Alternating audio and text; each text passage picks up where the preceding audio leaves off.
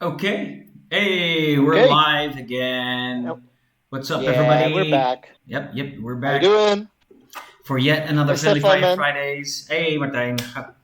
How you doing, man? Yeah, I'm doing good, man. I'm doing good. Yeah.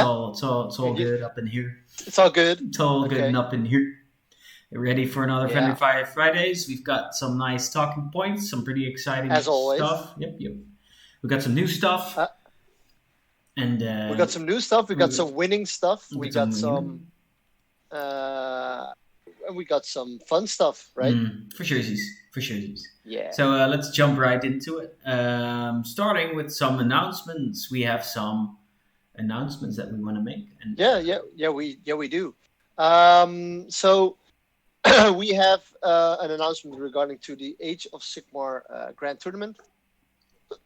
It would have been in 2 weeks, but sadly, COVID um, screwed us over again, meaning we have to postpone the event. It simply means that we will be doing it the 24th and 25th of April, and that if you have a ticket for the event, it will stay there. Uh, Except if you really cannot join that weekend, you can ask a refund, as usual. I mean, usually we have a no refund policy, but well, uh, if the government says you cannot do your tournament, well, there's nothing for us to do, right? So yep, 24th and 25th of April, we will be doing our Age of Sigmar Grand Tournament. yep, I already changed the dates in the rules pack. I want to send a message to everyone later tomorrow, but I already changed all the dates when the Army List deadline is and when the new erratas and FAQs will still be valid and stuff. all right, So that is already changed in the rules pack. yeah, great, More AOS news. There's going to be another tournament in Harmelen. It's close to Utrecht.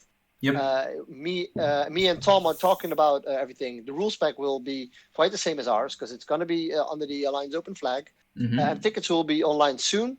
And the date, I can actually tell you the date. Give me 1 second. I You already sent it to me. Da-da-da-da. Um, it's going to be in the end of March. So just so you know. okay, Yeah. So we will show you later on. It's just going to be one day, 2,000 points, three matches, 3 games, and lunch will be included. So sweet, that's sweet, and free parking. It's a nice hall, so it's freaking awesome as usual. Very happy yeah, to announce something like that again. yeah. It's pretty nice to just have some events. Uh, Yeah. yeah, taking place once again. So that's in March, right? Yeah, it is. It is. Okay. Um, so if I'm looking at myself, it seems like I'm lagging very, very hard. So I'm just maybe it's not a lot. It's not from. So I'm like twitching all the way through. If you look at Twitch live stream. Yep. Yeah, you're lagging a bit. Yep, Yeah, that's I, true. I have Yeah, no. it's probably your Let's connection, see. but because Yeah, I'm doing fine. I seem to be doing fine, and it's you're also lagging yeah, in the Discord, so I think it's a bit of a connection issue on your side. yeah. So for the people watching, if you cannot hear me well, please let us know because hearing is more important than seeing. I mean, I always like being a robot, so I don't care. Well, I think I But mean I'm hearing you just fine, so I think that won't be a problem. It's just that you're a yeah, bit laggy. yeah. Well, it happens. Let's just hope the curfew will be out real soon and that we can like do things from our normal Yeah, that would be studio again. nice. That would be nice. Yeah, get out a bit That will. again. Yeah. Yep. All right. Um, do I have another announcements? Yes. So some of you may have noticed that we released our rapid deployment um, terrain. There were some issues with it regarding the WTC terrain. So there were some guys saying, "Okay, could you change it a bit because it looks a bit too much like ours?" And we're like, "Okay, no problem, man. I mean, we want to. It's a friendly community, so we want to keep everyone on the right side of the track." So we said, "Okay," but that does mean that we have to make some minor adjustments, meaning that it will take I'm gonna think about a week or 2 weeks to re-release the new set. Still, if you wanna reserve a set, just let me know. I can make sure that with the first batch we're making, I can set one aside. Okay, very cool. Very cool. And I think that's about it. Yeah. So we also had some terrain sent to us by one of our trusty Patreon allies. Yeah. Daniel has sent some terrain he made, and it's partly our sets, and it's also partly subterranean. I think he had, and So it's all terrain that he had and said, okay, I don't need it anymore. So, I mean, he's like the hero of a community. Yeah, he's pretty much a legend of the Alliance. He does a lot of stuff. He does a lot of stuff. He's very committed and very passionate about it. He was one of the not TOs, but judges, of course, of our German tournament last year that we managed to squeeze through. And very, very friendly and nice guy. And can't say enough nice things about him. So I put what he sent up on the screen. I see now that one's. So it's some pieces of terrain. This is what I made. This is from Sean Horowitz. Mm-hmm. He is 3D printing some terrain. So why I put this in the mix is asking you, what do you think about 3D printing terrain? I mean, models. That's a whole other discussion. But what do you think about 3D printing terrain? I don't know. I mean, 3D printing is all right with me. I don't have anything against it. I think it's a very cool technological development that pretty much allows you to print. People create designs, and you can buy the designs, you can print them. I think it's very cool.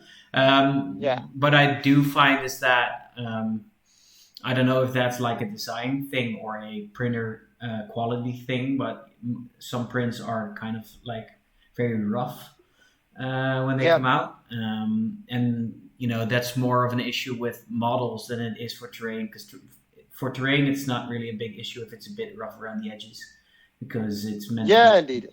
But for models it's a bit of more of an issue. But a lot of stuff I've seen so far is very cool, and people are getting better at it all the time, making better designs, and the printer technology is getting better all the time as well.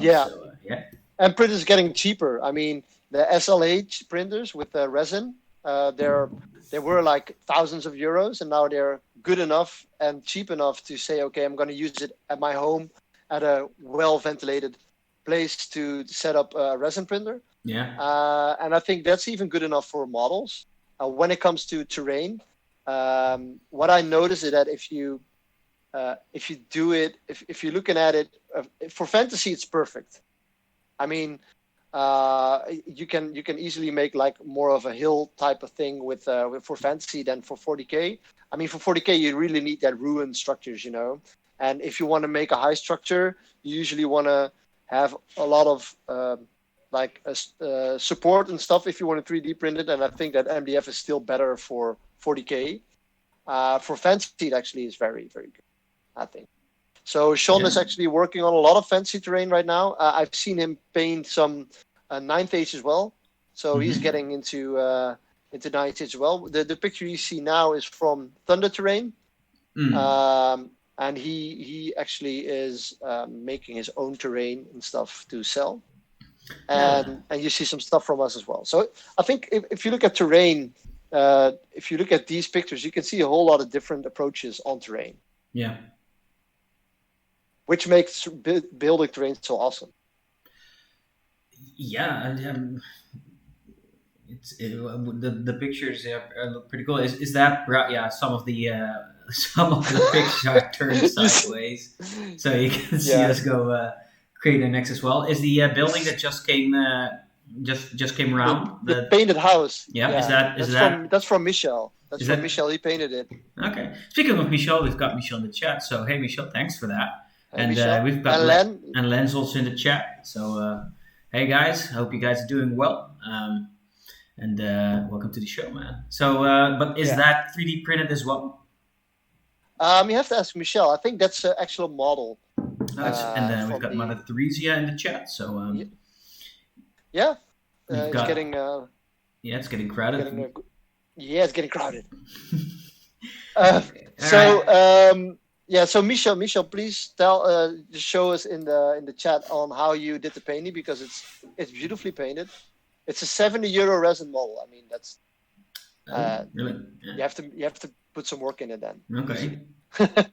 Jeez. Okay. Well, thanks, man. So speaking of Mother Theresia, let's segue right on through. We've got a cool announcement. So the third painting competition came to an end about 2 weeks ago, right? Which was Sky's the Limit. We reviewed all the contestants' models, and with Len, who's in the chat as well. And that was a very fun episode. And so after reviewing, we put all the minis up for voting, and we have a result. So, Martijn, why don't you do us the honors and I'm just going to announce the number 3, 2, and 1. Okay, so sure.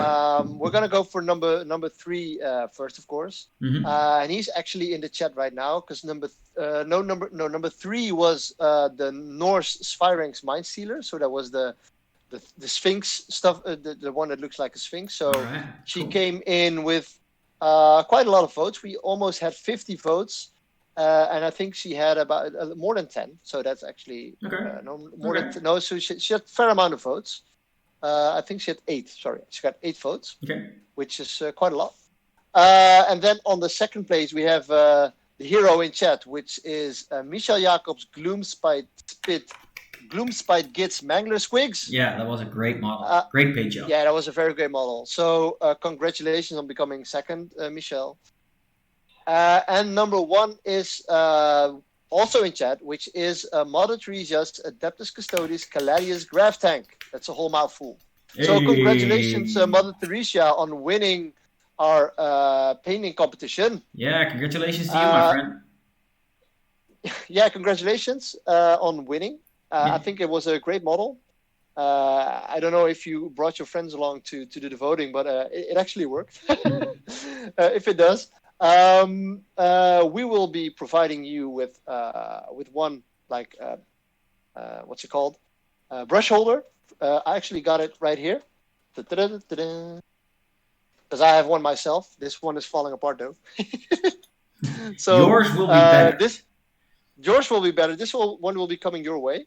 Mm-hmm. And next to that, you will have a billboard, which will be like there will be a picture on a billboard, like our standard billboards for on the tables. We will put your picture on it, and it will be on one of our tables at our events. Excellent. So, I mean, that's just awesome. Yeah, very cool. And of course, he gets to decide what the next painting competition's topic is going to be, subject. Yeah, So we will be announcing that later, because I'm like talking with him. If he has something right now and he says, okay, I just want to do this, and he can put it in chat, that's fine by us, of course. It's your choice. Yep. We will contact you though on where to send your paintbrush holder. Yeah. So very cool. Well, congratulations once again. Yeah, I think it was a great success with how many entries did we have? 14 or something. Yeah, so something like that that was a great success. Your camera just flipped. Yeah. And if I'm correct, I should be back right now, right? Whee! Hey, there somehow. You are. Yeah, you're back. Guess who's back? So, okay, so like we said, Mother Theresia, if you want to put it in the chat, if you already know the next subject, let us know. We'll declare it as we go. But yeah, it was a fun competition. I had a lot of fun with this one, and I'm very excited to see what the next one's going to be. Yep. Get us all painting again. Yeah, and I can make a promise though that if we reach 20 entries for the next event, we will put in a number 3 and 2 prize as well. So we're gonna up the prices a little bit to make it more interesting. Yes. It's not gonna be real big and stuff. It's just gonna be more fun stuff, because I think a painting competition is more about fun than winning. For It's sure. more about getting to get maybe use some new techniques or whatever, try something out, and then maybe even win with it. Yeah, for me as well. It's just for me it was a great opportunity to paint a model I've been wanting to paint for a while, and stuff like this always gives extra motivation to actually start doing it and get it done. It's always a nice feeling when you finish a model. You know, it's like finally I finished it. Now I can use it at last. Yeah, so I'm actually a week off, and I actually talk with Denny about making sure that I get my hours in next week to do some hobbying, because I'm gonna rebase all my Dark Angel army. So I'm just gonna start with that first. It's easiest for me Mm-hmm. to do something that I like, and I really like basing. So, Mm-hmm. well, I'm gonna start with that first.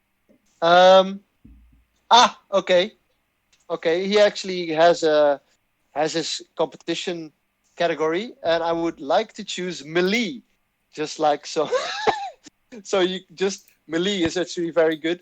I'll just come up with a cool name, because they usually have like sky's the limit. Now with something with melee, it's gonna be maybe something gladiator or something like that.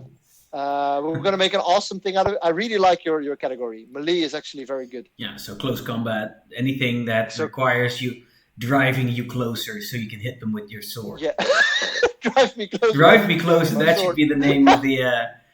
That should be the name of the competition. Drive me Yeah, no, that's closer. actually very Yeah. good. Yeah, drive me closer. Yeah, Yeah. that's gonna be very good. Okay, so I think you will can make quite a funny art with it, don't you? Yep.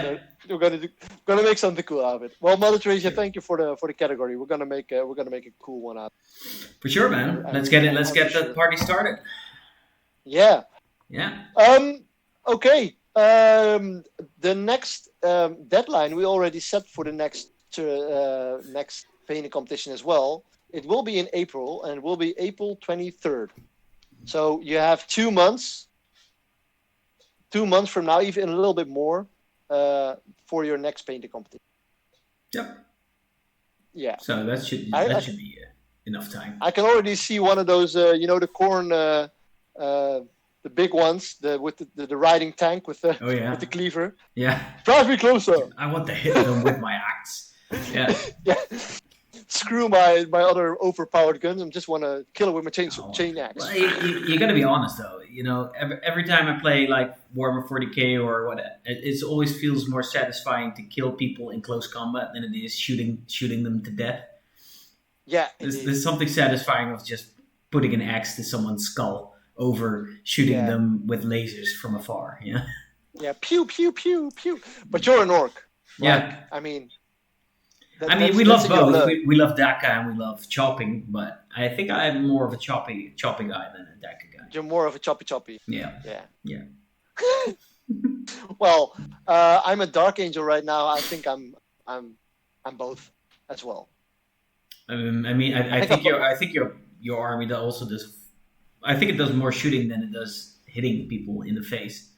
But I mean, you've got a big unit of Terminators with power fists or chain fists even, right? Right now, I'm actually playing 10 Terminators, 5 with lightning claws, and 5 with Thunderhammer Storm Shield. Yeah, so there you go. That's a big, beefy, close combat unit. You don't really want to get near. You want to stay far away from that one. Yeah.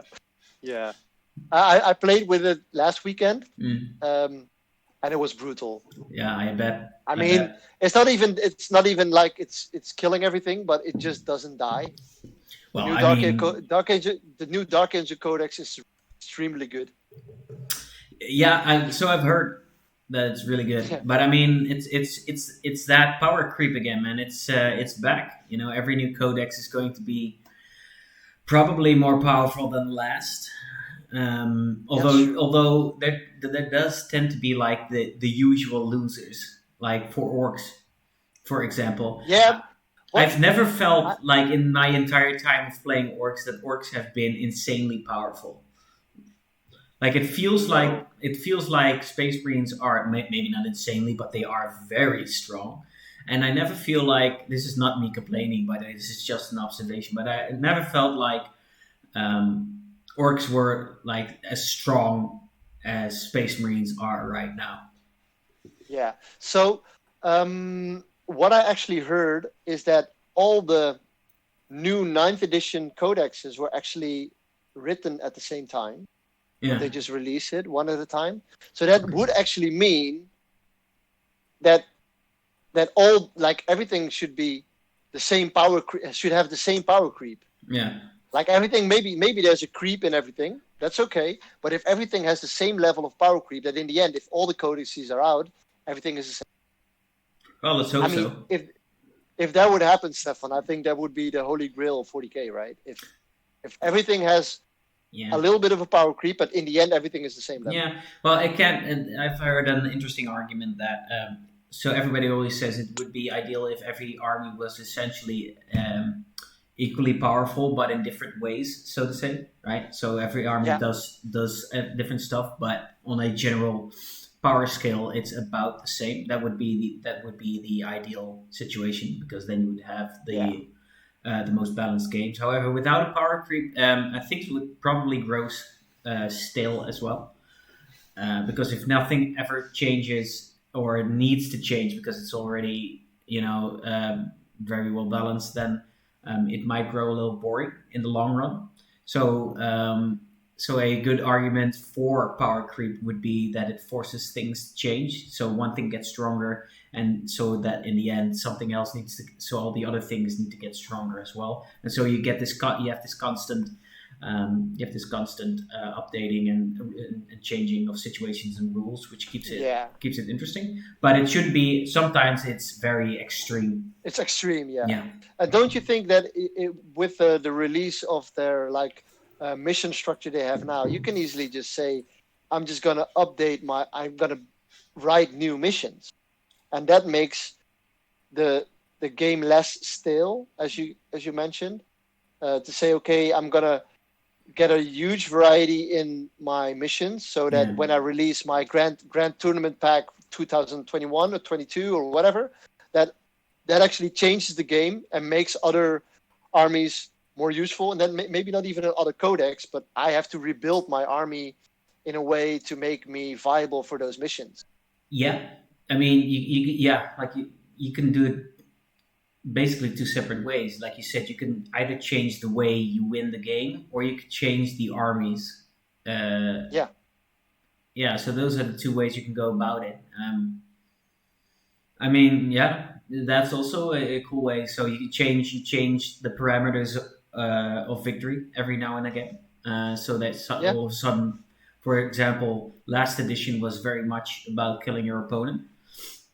If you're not playing ITC, I suppose. Well, ITC is also very much about, or last edition's ITC was also very much about killing your opponent and killing more and all that. And then all of a sudden you could switch it to, which it was, as it was at the beginning of this edition, it was holding objectives. Basically, you don't really need to kill your opponent. You just need to be on objectives. And it now seems to be being brought back a bit more towards the center of, okay, you need to kill some stuff of your opponent, and you need to be on objectives. Although I think being on objectives still carries more, you can still score way more by holding objectives and just being generally very tough and hard to shift. That's actually what Chris Akris is now currently saying in the chat. He says guaranteed hold more, hold most is kind of like boring, like it's kind of stale. If they would find a way to make those primaries more interesting, like not hold one, hold two, hold more, but something different, I don't even care what it is, then that would be a very, very juicy way to spice it up, right? I agree. And the same can be said with Age of Sigmar. The missions keep changing. I mean, there's less power creep in Age of Sigmar. Yeah. But you see that with the changing of each general handbook mission, they're like, oh well, now I have to have a completely new approach to my army to make it viable. Yeah, that's also very fun. It keeps you. That's also very good. It keeps you thinking. It doesn't. You don't fall into that. Okay, I'm just playing the same game the entire. However many years this edition is lasting, it keeps changing, so it keeps things interesting. What I would like to see in Age of Sigmar is have those secondary missions be a bit more important than they are now, because often they are not very important. I feel like I'm not a very it's more of a tiebreaker than it is of yeah, like completely saying, okay, yeah, because I'm scoring very well on my secondaries yeah, as well as my primaries, I'm actually ahead. yeah. You're not ahead if you get those points. You just Yeah. Every yeah. game of Age of Sigmar I play, but again, I'm not as like some top tier competitive player or anything. But every game I play, I feel like those secondary missions are sort of like meh. I don't know. I'll do them, but they're not really relevant. Yeah, Yeah. indeed. All right, so we have to Okay, so move on though, because yeah, I'm looking it's at the very time, interesting. and Yeah, we can talk about 40K easily the entire night, and I'm very happy to do that. But we have some more announcements. We've got some announcements. We have a new format that's starting this month. It's called the Alliance Open Judges Call. It's a new talk show we're going to host. I'm going to host it with Daniel from Team Firebug. Basically, it's going to be a talk show that invites TOs and people that are tournament organizers and or and judges, judges. for Yeah, example, yeah, ITC or ETC judges or what have you. And we'll be talking about what it's like to organize tournaments, whatever what kind of things go into organizing, things you need to think about, and it can be anything, wide varying topics on organizing tournaments, and also on rules questions and things that pertaining to rules. So you'll often see that tournament organizers have to also deal, and its judges also have to deal with like certain rules problems that arise from time to time in the game, right? Like these unique situations. And we'll be talking about things like that. Daniel pitched that idea with us, so very much a lot of the credit goes to him. And we think it's a very good idea because we feel that tournament organization and isn't something yeah, that's discussed very much. We thought about it, and I can't really think of any podcast or talk show at all that talks about that aspect. And we feel it would be very interesting if we could shed a light on tournament organizers and their events, but also have them talk about what it's like to organize events. Because often you'll see that, sometimes you'll see that there's a disconnect between players and tournament organizers. You'll get question. We often get questions about why we've decided to do X or why we've decided to do that. And people don't really get sometimes why tournament organizers make the decisions they do.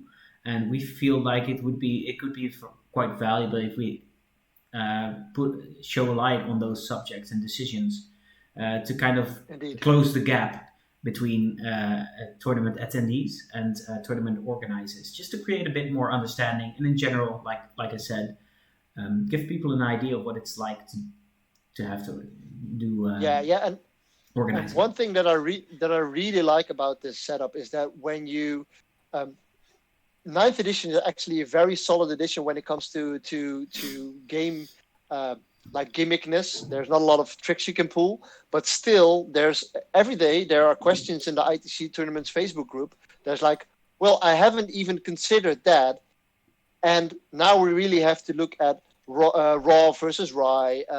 So everything Yeah. that comes into play when doing a judge, like being a judge, it sometimes is actually very hard to make a good call on some of these questions.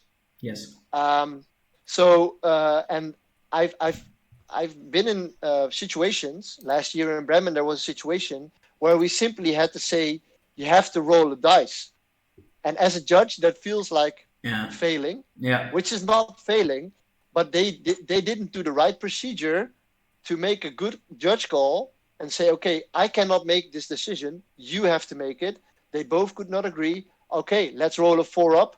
On a 4-up, I'm right. On a 1 to 3, you're right. Yeah. And you always get to feel badsies in the end, but we could not do something about it. And that's why I think judges sometimes don't get enough credit. Simply looking at WTC, for example, they have a judge group which makes their own FAQ. those things can be said about the FAQ, but they do it. I have never seen someone else saying, okay, well, I'm going to try and, change it up or see what works. Now you can actually see why some of those calls have been made, the person behind it, because we're going to ask about him in the hobby as well. Because I haven't seen a judge who doesn't play 40K. No. Right? Everybody plays it. Like the good judges still play their own game. The good TOs still play their own game. Maybe not at a high level. Looking at myself, just simply looking at me, I play 40K competitively. I play hard matches, but I'm not going to go to the LVO to see if I can come up with the best list or whatever. But I still do play the game. So I think it's very interesting to see this. I'm very excited for the first first episode actually. So when is the first episode? The first episode is going to be Friday in 2 weeks. So that's the last Friday of the month. Yep, 2 weeks. Yeah. It's going to be every last Friday of the month. We're going to host Judges Call.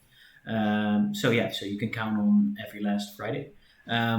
I can already reveal the fact that for this first episode, we're going to have Dean, who is a tournament organizer here in the Netherlands. He runs a club called the Amsterdam Battle Brothers and hosts quite frequently tournaments. A bit smaller. It's not like huge LVO tournaments. Well, nothing's really LVO size, but I mean that's really comparing it to the biggest tournament ever. But I mean, he has very frequently he hosts tournaments, and we're going to be talking to him about what his experiences are, troubles he runs into, tips he might have, and for those interested, we are very excited. Acris says, in my heart, Amsterdam Battle Brothers is just as large as LVO. That's great, yeah. But so he's going to be our first guest, and we're very excited to have him. He's a very nice guy, and we're very interested to hear his perspective on the topic. So like I said, for everybody interested, come take a look. And actually, I can also spoil a little bit that next month we're going to have a very large personality in the tournament organization scene. So we're gonna bring in some big boys. Yeah, we've got Daniel brought in the big guns. So and if you know someone who's like, okay, I think if you want to say, okay, I'm a TO, I want to contact you, just contact us. We can see if we can squeeze you in. I mean, once a month it's not a lot, but if you fit the program, I mean. Yep. I mean, it's also part of the idea of the talk show is also to just shine a light on tournament organizers that might not be as well known as the staple tournaments that we have now. So yeah, if you want to be on the show and you want to talk to us about your tournaments, give us a come to our Discord or give us an email or reach out to us. And we'll see what we can do, and we'll see if we can get you into the program. I mean, we would love it. So yeah, for sure. Okay, man. Yeah. So that's it. So very excited about that one. And then, so for people watching this later, everybody who's watching this later on is like, okay, I know a line's open. For those who are watching for the first time, this is our 20th episode of Friendly Fire Fridays. We'll host the show every week, and we sometimes you play a game, sometimes you do something like this. If you want to see what we're doing, please join everything. Like we have a Facebook page, we have an Instagram, we have a Patreon, which we would love you to check it out, and we have a very active Discord server at the moment. We do painting competitions there, tabletop simulator tournaments. Stefan is actually going to talk about something really big on our Discord server in a few minutes. Yep. And we would really love you to be part of the Alliance Open community. So please consider joining and just show us what you got, man. Yeah, especially at Discord. It's growing ever more, and it's becoming like a very fun community. I'll just post a link. Yeah. In a second. Post a link. You've got games going on, TTS games. People are just talking about all kinds of different stuff, aspects of the hobby and what have you. And it's just a nice place to hang out. I often hang out in voice chat there whenever I'm painting, for example. So you can just come out and hang out if you feel like painting and you want to talk to somebody, just hang out. So yeah, and Akra says, I just want more tournaments again. Don't we all, my friend? Because yeah, it's all very quiet at the moment. But definitely, we'll keep our eyes on the future, and we'll keep planning and preparing. And whenever regulations allow us to do things again, we will be there, my friend, and we'll get some tournaments going, get some games in. Eh? Okay. While Martijn is putting in the link, I'm going to switch over because now it's time for our big review. Dum, dum, dum, dum. Okay, so everybody, listen. Where to start? Where to start? I had this whole story in my head. So a while ago, I started playing the Ninth Age, and for everybody who's not familiar with the Ninth Age, it's I don't know if people will get mad at me for saying this. I don't think so. It's basically Warhammer Fantasy for people. It's basically Warhammer Fantasy Battles. The Ninth Age is a game that was brought into life by basically the Warhammer Fantasy community back when Games Workshop discontinued the game, and now it's grown out to be this entire game of its own. But it's very akin to Warhammer Fantasy.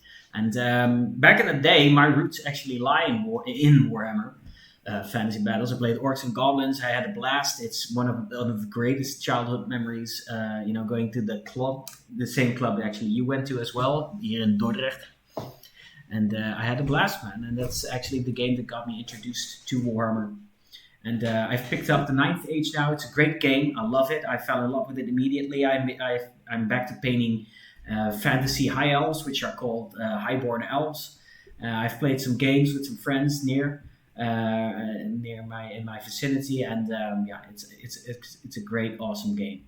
And so I've recently, up until a month ago, decided to make a campaign because I've read the war the war modules. I've read the war modules, which are written by some guys in the Ninth Age community, and I was very much inspired because what I read in the war modules was very much akin to the campaigns that Games Workshop used to have back in the day when they did like these massive, big campaigns where everybody could enter and they could play the campaigns and submit scores, and there was this grand narrative. And the results from everybody's games would contribute to the grand narrative and push the story forward. So you had like this idea that whatever you did, in your own little club, it mattered. And they also had Mighty Empires, which was this expansion set you could buy, which you could create a map with. It was like a physical map with physical tiles, and it had like all these buildings you could put down, and that building was your citadel, and you had to defend your citadel. So inspired by that, I wanted to use those rules and expand on it. So, this is what it is becoming. So introducing the Alliance Open, the Ninth Age campaign we're going to run. It's called Rise of the Shattered Isles. It's a map-based campaign where people play on maps and they try to take over enemy territories. It's going to feature a build system. I'm writing rules for structures that players can build on their captured territories that will give them like cool bonuses and buffs to their armies. It's going to be an escalation-style gameplay, which means that armies start out small, and as the campaign progresses, your armies will grow in size. You'll be able to bring more units. You'll be able to buy your characters more magic items. You make more, make everything more badass. Bring bigger monsters, and it will feature a reputation system I'm writing, which is one of the more exciting parts. At least for me, I'm having a lot of fun time writing that one. It will have factions. Basically neutral factions in the game. which you can gain reputation with. I'll talk about that a little bit more in a bit. And it'll also feature like a grand narrative. So I'm writing like all these rules, and I'm also writing the narrative. It's still in progress. I can tell a bit about the narrative. So it's going to be a campaign. It's located in the Shattered Sea, which is a sort of unknown part in the old world, where they are these mysterious rough seas, and isles are starting to rise from the Shattered Sea by some unknown force, and ominous things are happening on the Shattered Isles, drawing people to the isles, because in the Ninth Age. It's new land, man. I mean, it's new land. New land. It's new spoils. Exactly, but also there's something dark and ominous happening, which will be very interesting as well. Is it okay for us to later say in the campaign, "Release the Kraken" or something like that? I mean, I see Kraken arms. Yep, yeah, there might be a Kraken or two. Or two. Yeah. And also we'll have a ranking ladder. So really the idea, like the essence of this campaign is, I want to provide people with campaign rules to basically enrich their player experience. Because normally the Ninth Age games are like one-off games between two players, which is fun. But with this, I really want to give people something more lasting, so they can play their games, watch their armies grow, have these physical representations of their territories, so they can watch and earn things, and have things for them to look at when they're playing, and it's no longer like one-off games. So really to enrich player experience. It's also a way I'm going to try, at least that's the idea behind it, to connect people. So it's meant for individual groups of players, because this campaign plays best with people near you. So you have like your regular gaming group, and you'll play with your gaming group on a map. I'll talk about it a little bit more, but basically it allows groups to play amongst themselves and then submit scores, and then much like the campaigns of old, you submit their scores so that it'll be taken in ranking ladders, and so they'll be able to see how well they and their faction is doing, but also then have those scores influence the grand narrative story that drives it forward. So it's a way for people to play their games, enrich the experience, and also be part of a bigger community. And that's so. Yeah. Can I just ask a question? Like, so there are Shattered Isles. Mm-hmm. There are multiple islands, and every campaign is being held on its own island. Right? Yeah, that's the idea of it. Yeah. Yeah. So if, for instance, we are playing in our group, about 4 to 6 people. That's like the that's the ideal number, amount, right? Yeah. So 4 to 6 is the ideal number. So we play our games, and you'll play with your pointy-eared high elves. You make a lot of you win a lot of games, or you get a lot of territories. And on the other isle, the same happens. Do you have like an example what could happen to give like the rest of the factions maybe a little nudge in the right directions, or say, okay, the high elves will get more favor from the gods or whatever? So could you just give me an example of what could happen when like a faction is doing well? Yeah. Okay. Yeah. So sure.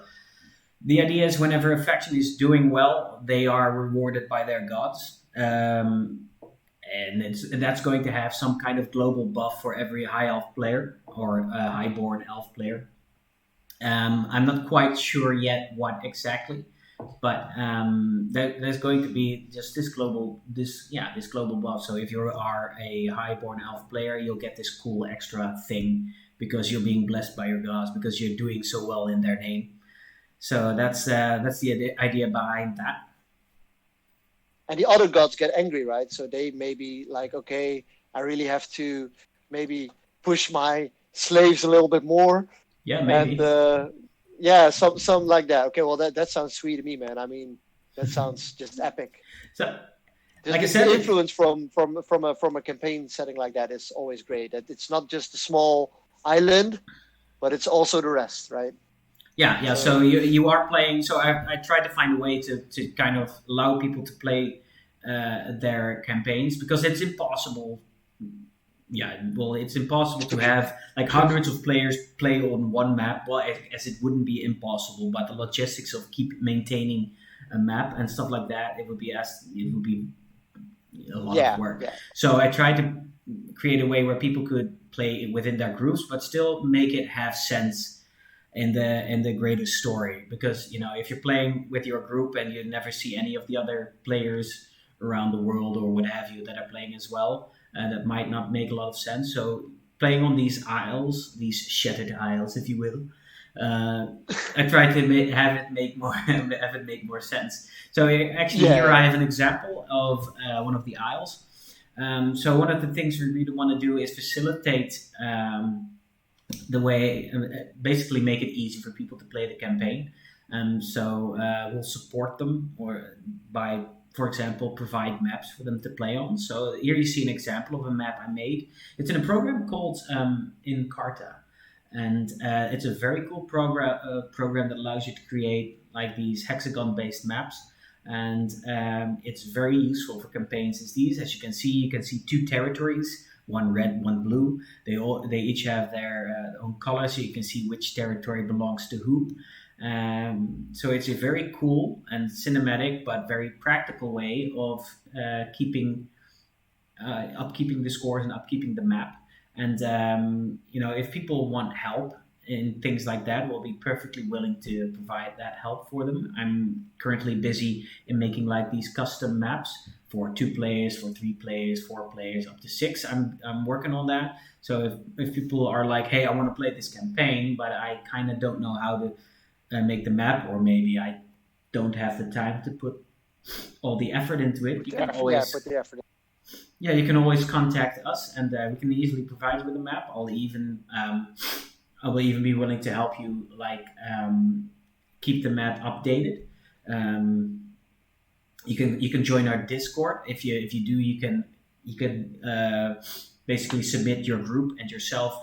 You'll register on Discord, and we can actually help you with things like these to just make it easy. I really just want to make it easy for people to start playing again in these. These are quite difficult times, and even without these times, it's often there's a bit of a threshold for people to start a campaign. And by providing help like this, I want to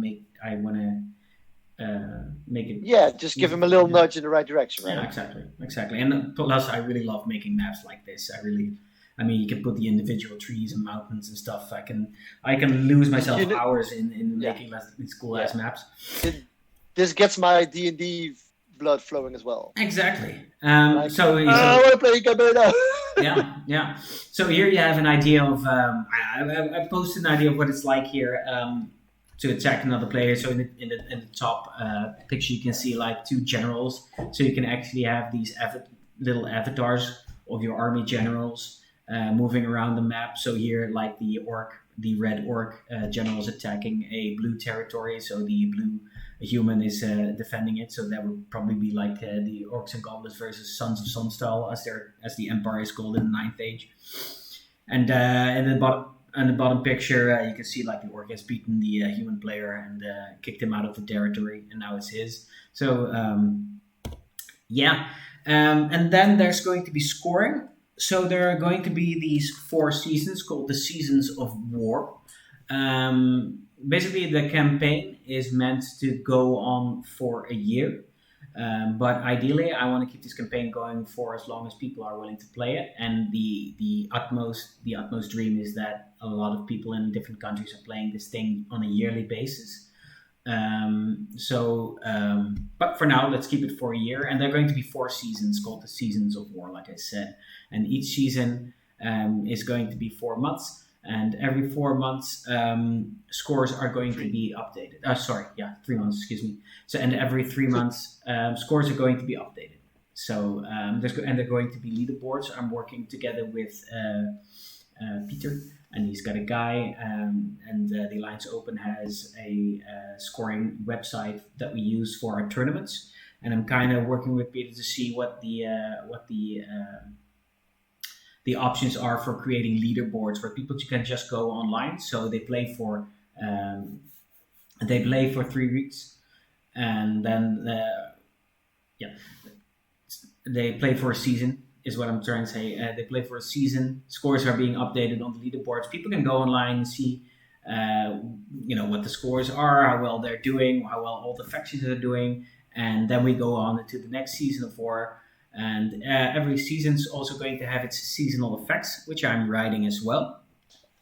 So, for example, in spring, the weather is probably fine, and you might not have any real extreme effects. And it might be like the ideal time to attack your opponent because, it's nice weather. It's always nice to chop somebody's heads off in the nice sun with a summer breeze, But then in the winter, it might be freezing cold, and it might actually be very hard to move around as the hard winds and freezing weather makes for very harsh fighting conditions. So there's going to be these extra little effects each season as well.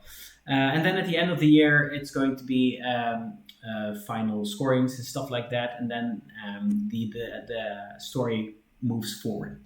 So that's going to be that.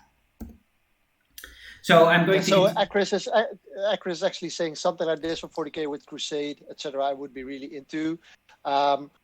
We really get that. Stefan actually started with this and said, "Okay, I'm gonna do this," and we're like, "Woohoo! Awesome! Just do it." And he's been working on it almost nonstop. If he has the free time, he's working on it. Yeah. When this actually is finished in the end, and if it works, we're actually gonna try to implement this on 40k and Age of Sigmar as well. Yep. Because it actually is. If your campaign is steady, you can actually translate it to another game. You can actually do this for every game you want if you just put a little effort and time in it. And I think this is possible. So for sure. Yeah. Stay tuned. Just stay tuned, man. We're working on it. Yeah. So from the beginning, this campaign was. I mean, I'm writing for the Ninth Age because, like Martijn said, I'm at the moment very passionate about the Ninth Age. So, but actually, the idea is to sort of transfer this system into Age of Sigmar and Warhammer 40k as well. We're starting with the Ninth Age because you have to start somewhere, and we're going to do a trial run in the next couple of months. And if this works, we're going to actually also write a rules system that's very much alike to this one for Warhammer 40k as well. So the same kinds of ideas like I've discussed before, but a bit more fine-tuned towards Warhammer 40k. But the base idea is very transportable to any system, really. So, for example, I'm currently working on a build system. The idea is that players gain campaign points. So basically, if they conquer territories, for every territory they gain campaign points. Players also have a citadel, which is their main base, which provides defensive bonuses when they're attacked on that spot. But also the citadel provides campaign points as well. So the idea of the campaign is to conquer enemy territories, and defend your own citadel. Campaign points are what basically is the scoring metric. So the more campaign points your faction has, the better your faction is doing on the ranking ladders. But you can also use campaign points to build structures on your territories, which provide you with bonuses on the map and during battles. So I thought that would be a very fun balance between scoring as many campaign points as you can, because that's basically how you win the campaign, versus getting immediate buffs by building structures. So in Encarta, there's this cool wide range system of structures you can put down. I've already written some rules for some structures. So, for example, to already preview one, I've written rules for a watchtower. You can build on one of your territories, and watchtowers have the effect that if you're attacked on a territory with a watchtower, or attacked on a territory that's adjacent to a watchtower, you get a 5%. I think it was 5%. You get a 5% points increase to your total army. So instead of, say, 1,000 points, you'll be playing with 1,050 points, I suppose. Yeah. But those points but those points can only be spent on core units. So the idea is that you build these watchtowers to help defend the lands, and you can garrison some troops inside those watchtowers. So whenever you're attacked on one of those territories, those garrison troops join the battle. But they're very basic troops, so you can only spend them on core choices. So that's the idea. And so along those lines of thinking, I'm writing rules for more buildings as well that provide just cool bonuses just to spice it up, because the campaign is going to basically make players start out with a army that's very basic. It's so the Ninth Age is basically played with only 40. Well, it's a regular game of the Ninth Age is played at 4,500 points, but the campaign lets you start out at 2,500 points, and there are some more restrictions that I've written down. So basically, you can only bring one character. You can't bring like monstrous creatures, or they're called differently. But there's a lot of lingo I yet have to learn about the Ninth Age. And so basically, you start with a more basic, more core troops heavy army, and then during the campaign, by building structures and also the escalation rules that will gradually increase as the seasons of war go by, your army will get bigger and you'll get more bonuses, and you'll basically expand your army towards that full 4,500 points that you can normally have in a game. So right around the time when the fourth season starts, you'll be playing with these big expanded armies. The idea is that you come to the Isles, and basically it's a sort of expedition, like a small expedition force. So the first seasons are about securing lands, increasing borders, and then increasing your foothold, and then expanding to a larger force, so you can finally claim the lands once and for all. So that's the idea. Then also, Then also I'm working on factions, which is something I'm very excited about. It's very fun to do. There are going to be factions in the game that once you've... so you can... There's a structure, I suppose I can spoil that as well. There's a structure I've written rules for. It's called a port, which is basically... well, a port is a port. I don't really need to explain that very much. But you build this, but you can build this structure. And it allows you to establish connections with factions in the game. And so you can establish these connections, make contact with these various factions, and they will ask you to do certain things in your games. So you'll have like these sort of quests that you can perform for them. And if you do them, you will increase your... you'll increase your increase your reputation with those factions. Or reputation, and they will award you with bonuses as well. So that's another way to. And these factions will specifically go into being able to make your general or your characters in your army smaller. So whereas the buildings are going to be mainly focused around increasing your army and not your characters per se, the factions are going to be more focused towards increasing the strength and might and power of your heroes. Better, yeah, exactly. So that's awesome. Yeah, for now I'm going to keep these factions a secret. It's also just a cool way to bring it. Yeah, it's also just a cool way to bring more fluff into the game, which is something I'm really a big fan of. So I'm going to keep these factions secret for now, except for one that's already been completed. So I'm going to reveal the first faction. Are you ready, Martijn? Give it to me! Show me! It's the Trade Lords of the Bazaar. The Trade Lords of the Bazaar. Yeah. That sounds... Okay, so first impression is magic items. That's like... They have like... The flying carpets. And yep, you would be correct. Hold on. So I had a little story written here, and now it's hold on. So Trade Lords of the Bazaar. We're gonna get some fluff for it. So on the eastern shores of Kherson, the Trade Lords reside. Known throughout the world as great merchants, the livery of their ships are seen traveling across every sea. If there are spices, precious commodities, or luxurious artifacts to be bartered, the trade lords are there. The bazaars are a hub for merchants all around the world to sell and buy the most exotic goods or simply to just display their exuberant wealth in front of their peers. And so this is one of the first 3 factions that I've created, and Martijn already guessed it. These are going to be centered around doing quests which grant you rewards themed around getting more magic items, basically. This is like the big Eastern market where all the most luxurious, most outlandish magical items are being sold. And if you gain reputation with these trade lords, they might reward you with more magic items and cool artifacts. So yeah, that's going to be the first one. And then there are going to be... that's awesome.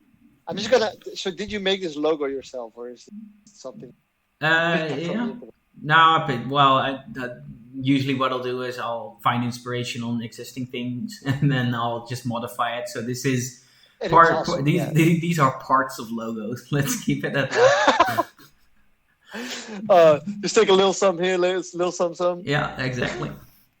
So that's awesome. I mean, you really outdid yourself on the first part. I mean, we have a lot of people already on the Discord asking about it, and they're like, okay.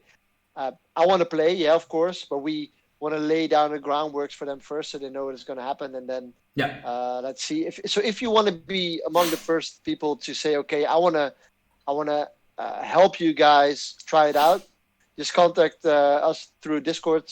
Contact Stefan or me. I prefer Stefan though because he's the 9th age guy, so that he knows that we have a few guys maybe willing to do it on TTS or on. In live, if you have like, okay, I have this awesome guy in the Holland saying, okay, I want to play this campaign, and you say, okay, I'm gonna play this campaign for him. Just let us know, man. Maybe you have 3-4 people saying we want to do this stuff. Yeah. So again, for people, I get a lot of questions about, where do I have to register? Where do I have to sign up? So it's not per se that people need to sign up. It's basically what I'm doing is we're creating a rule set that people can download. And they can just use it. So you can just download this and play it amongst your group. That's fine, because I'd like to give people like a cool extra way to play their games. But really what we're looking to do with this campaign is to connect all those groups together in a scoring system and a grand narrative. So if you want to play this campaign amongst yourselves, go right ahead. But really we'd love it if you just come to our Discord and basically what you can register for is that you can submit your points, the scores of all the players in your groups, and we'll take those and put them in like global ranking letters, so you can see how everybody's doing, and which will help me to write the narrative, because then I'll know which faction's not doing well and which way to nudge the narrative forward. And also, Discord is a great way to just come and ask me personally or anyone of the Alliance Open, but I'm mainly the focus. 9th age guy. Yeah, the 9th age guy. You can just ask me questions about the campaign. So currently I'm just writing the rules, so it's really not ready yet. And I think it's going to be ready in about, I would say, 2 to 3 months, really, realistically, before I've got everything in order to start just putting out a first draft ready for testing. But you can already come into the Discord and because I post updates in Discord, I've got the 9th age group you can join, which is basically which is called Alliance Open 9th age campaign. So that's the group. Yep. I'm posting updates there as well. I'm on the 9th age forum. I'm on several of 9th age Facebook groups on Facebook. And also on the Discord, on the 9th age Discord, probably. Yep. Also, if you say, okay, Stefan, maybe there's someone who's like, okay, I want to help you out with some stuff. I mean, I don't know if you're open to that, but yeah, for sure. 2 to 3 months. If there's a guy who say, okay, I want to write some more stuff, do it like. Maybe you can even do it in 1.5 months together or something if you're like that narrative guy. Sure, man. I think I would appreciate that. No, I welcome any and all people who are enthusiastic about this kind of thing and are like, I want to help out, or maybe I want to rules check things, or I wanna read things in advance before you publish them. So I can get an opinion and maybe make some modifications wherever needed. Like I said at the beginning, I'm also quite new to the Ninth Age. So anyone who wants to help, I already have some people in Discord. Whenever I occasionally put out like updates on rules I've written, and I already have some people in Discord reading the rules and going like, "Oh, this is very cool," or "Yeah, this is cool, but maybe it needs to be worded like this." So it will actually do what the intention of it is, and that's I welcome those kinds of people really, and anyone who's enthusiastic about making this is very much welcome. So yeah, hop on if that's you, man. Hop on the Discord and help me out, man. Let's make this thing for sure. Awesome. I'm a happy panda. Yeah, me too, man. It keeps me busy. Yeah, indeed. So this is what you had so far, right? So we'll probably have like a monthly, like maybe even bi-weekly. Let's see. We don't know how much it changes, but we'll update you guys on what's going to happen. If you know people from the Ninth Age community, make sure to contact them and send them our way. So we just we'll just shower them with Shattered Isles. Baby stuff. Shower them with Shattered Isles. Okay. No, yeah, for sure, okay. Man. I'm actually updating pretty regularly. I've got weekly updates on on the Facebook group and on the Discord and wherever I'm on. And that's like just general updates of lore, or general updates of new rules I'm writing, or general updates of army pictures. I'm currently I want to play my own campaign as well, so I'm painting like High Aborn elves. So I've got updates of that as well. So if you want to stay updated, Discord's the place to be, or Facebook is the place to be. So. I'll just do it again in the chat. Whoop, whoop. Yep. And that's my 2 cents for now. And that's your 2 cents for now. Yep. Okay. And that's also quite about it for today, right? That's actually all we have. Yep. Yeah. So a recap for you guys, for someone who just tuned in and is at the end of the show. Yes. We have 2 big things today. We have the winner for our painting competition, which is Mother Teresa, who is still in the chat right now. So congratulations again. He even though it's Mother Teresa, he also gave the new category for the next painting competitions, which will be melee, meaning in 2 months. So that's going to be the 23rd of April. We will have the new category, which will be melee. You can bring your biggest, baddest dwarf with his biggest, baddest hammer, or you can just bring your epic highborn elf with a rapier. Doesn't matter. Just something with an awesome melee weapon or a melee stance or what have you. It's all good. Make sure to join. We'll write you, of course, we'll write the painting competition with a cool name. We actually had one already, right? It was drive me over there. Drive me closer. Yeah. And then next to that, Stefan actually talked about his campaign that he's writing for the Ninth Age. If you want to know more about it, please join the Discord server. Check it out. Take whatever you want for your fantasy, the Ninth Age, Warhammer, Age of Sigmar campaign you're writing your own. It's all free. It's all for you. Just take whatever you want. And if you really want to join or you want to help Stefan out, please call. Yep. I mean, that's about it, right? Yeah, that's it. Yeah. Well, and then there's also Judge's Call. We've introduced. There's also, of course, there's Judge's Call. That's going to be in 2 weeks with Daniel from Team Firebug. We're going to talk with tournament organizers and hosts and judges to talk about what it means to be a TO judge or just a special part of the community. Well, I think that's going to be in 2 weeks. Going to be awesome. Next week we're going to have a Warhammer 40k game. Yep. As it's looking now, it's maybe going to be Dark Angels versus Necrons. Yes. So a revised version from my list I had last week. Or maybe it's going to be something completely different. It's going to be a surprise. It's going to be a surprise.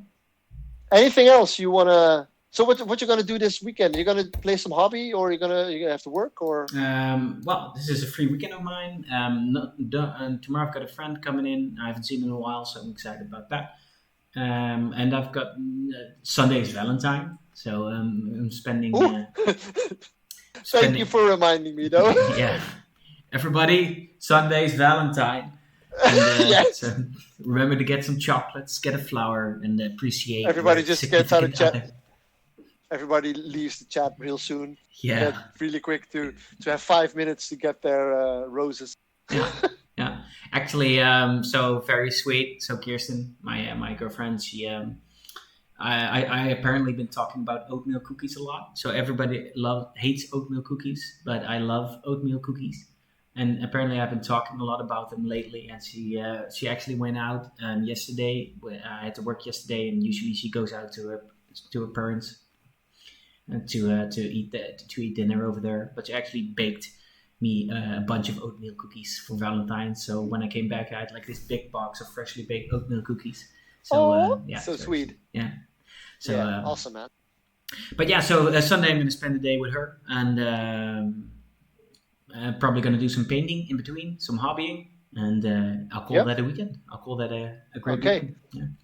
Yeah, make sure to post your stuff on Discord. I'm going to try and do mine as well. I'm going to do some real simple stuff. I'm going to build some Warm Underworlds stuff. I'm going to maybe build some bases. Tomorrow I actually have to help a friend move. Vice is actually going to move into a new house. And he asked me to do some heavy lifting. So tomorrow I'm going to show them... bring those guns. Bring those guns. Take Vice to the gun show. Yeah, dude. And then Sunday, you actually reminded me to maybe do something for Valentine. I'm really not into Valentine, but well, maybe this is the year. Yeah, maybe. I mean, she made me cookies. Now I have to do something nice, right? So. Yeah, you're like, fuck. Shit. Why did you have to do that? Yeah, damn it. No, I have to be nice as well. Yeah, indeed. Okay, man. Have a great weekend. I'm gonna enjoy my holiday as well, because next week I'm gonna be free. Sweet. So I'm gonna be posting some more stuff from terrain, because I'm gonna do a lot of terrain stuff next week. Yeah. And we'll hopefully see each other next week. For sure. Yeah. Guys, thank you for watching. Stefan, speak to you soon, and enjoy your weekend. Thanks, man. You too. Bye, everybody.